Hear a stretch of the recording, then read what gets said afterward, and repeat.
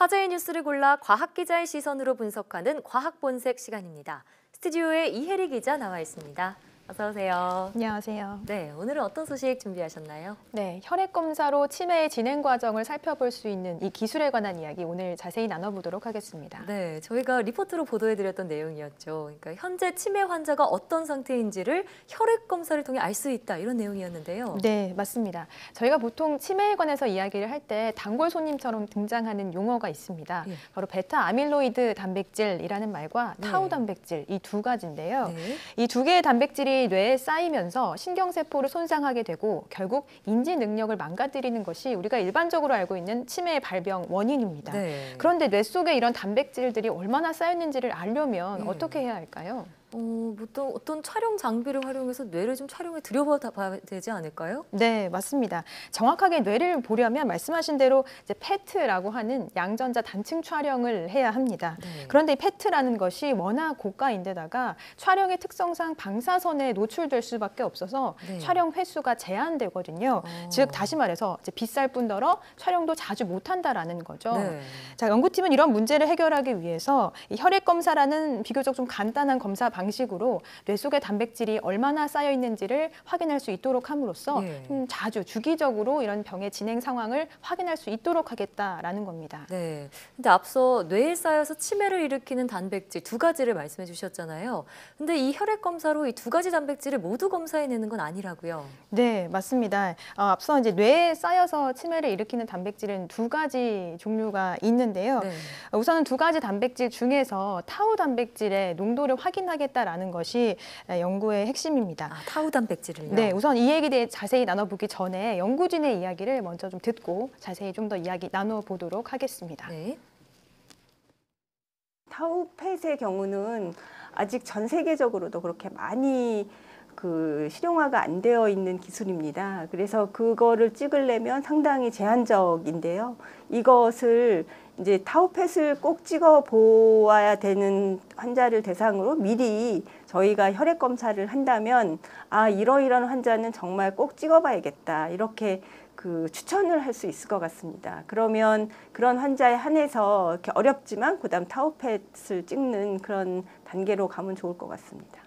네, 그러니까 이제 고가의 펫을 찍기 전에 네. 미리 좀 환자를 선별을 해서 펫을 정말 이렇게 찍어야만 하는 환자를 골라낼 수도 있는 방식으로 예. 이 연구 결과를 활용을 할 수도 있는 겁니다. 아. 그런데 이제 타우 단백질이라는 것은 원래 일반인들에게서도 혈액에서 아주 소량 검출이 되기도 하거든요. 예. 그런데 연구팀은 이 치매 환자처럼 뇌 속에 타우 단백질이 많이 쌓여 있는 경우에는 혈액 속에서도 타우 정단백질의 농도가 높을 것이다라는 것을 착안을 해서 네. 연구를 진행을 한 겁니다. 그렇군요. 실제로 이 타우 단백질의 농도를 정상인과 그리고 치매 전 단계인 경도 인지장애 환자 그리고 치매 환자를 대상으로 분석을 했더니 네. 치매 환자일수록 타우 단백질의 농도가 아주 높게 나타났습니다. 그렇군요. 그러니까 혈액 검사로 치매의 어떤 진행 과정을 알 수 있는 그런 역할도 하지만 일종의 페트 검사를 하기 전에 선별 검사의 기능도 할 수 있다 이런 얘기군요. 네, 그렇습니다. 고가의 이제 고가의 어떤 검사를 최소화할 수 있는 그런 방법으로 쓰일 수 있다라는 건데요. 예.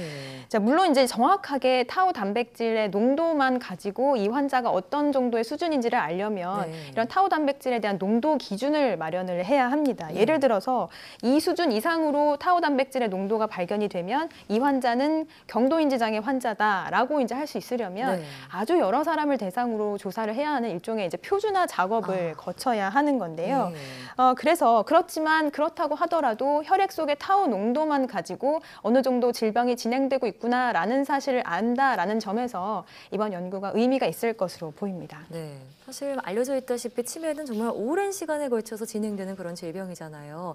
이렇게 혈액 검사를 통해서 지금 내 뇌 속에 단백질이 쌓이고 있는지를 알아내는 것만으로도 좀 치매를 막는 데 도움이 될 수 있을 것 같아요. 네, 그렇습니다. 제가 직접 연구를 진행한 연구진들에게 직접 이야기를 들어봤는데요. 네. 치매가 길게는 20년에 걸쳐서 나타난다고 하더라고요. 네. 대개는 65세 이상이 됐을 때 뇌 속에 이제 이런 독성 단백질들이 조금씩 쌓이기 시작하면서 질병이 진행되는데요. 네.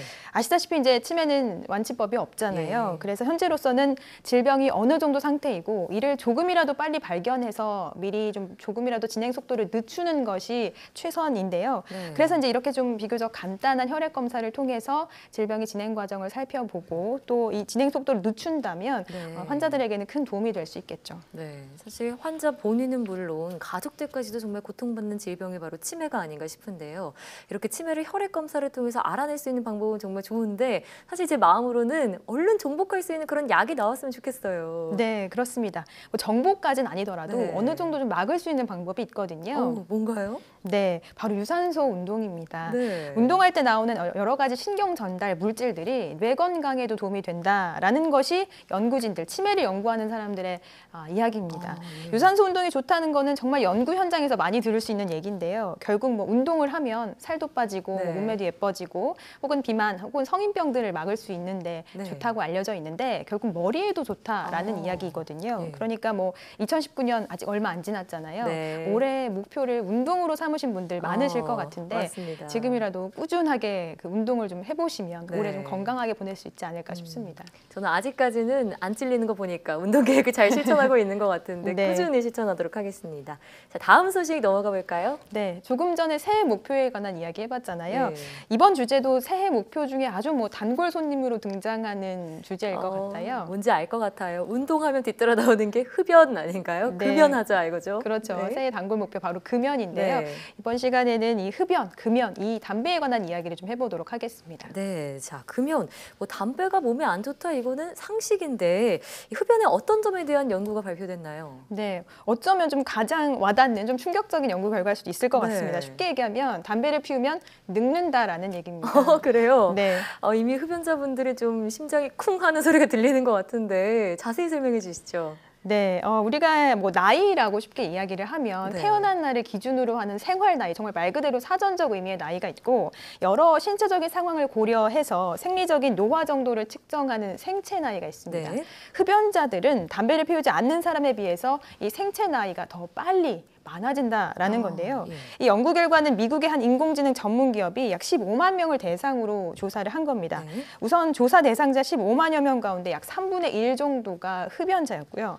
연구팀은 흡연자와 비흡연자를 나이, 성별, 거주지별로 구분을 하고 공복 혈당이나 혹은 뭐 철분, 네. 소변으로 배출되는 노폐물인 요소 등과 같은 여러 가지 이 화학적인 표지를 인공지능을 통해 분석을 해서 예. 이 사람의 생체 나이가 과연 얼마인지를 우선 분석을 했고요. 네. 이 생체 나이와 실제 나이를 비교했습니다. 네, 일단 15만 명을 대상으로 인공지능을 통해서 분석을 했다고 하니까 좀 믿음이 갈 것 같은데요. 네, 그렇습니다. 여러 가지 생화학적인 요인들을 인공지능을 통해서 분석을 해본 결과 네. 생체 나이를 좀 더 정확하게 말씀하신 대로 분석을 할 수 있게 된 거죠. 네, 그렇군요.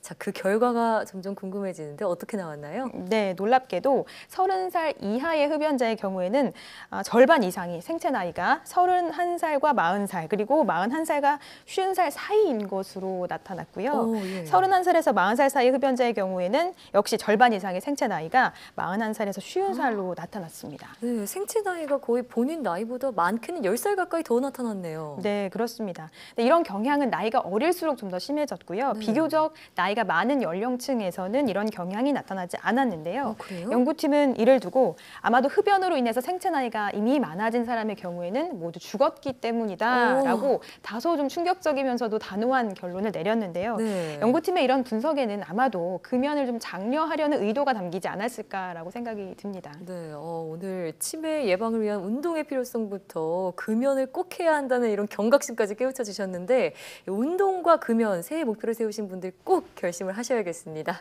네, 오늘 말씀 잘 들었습니다.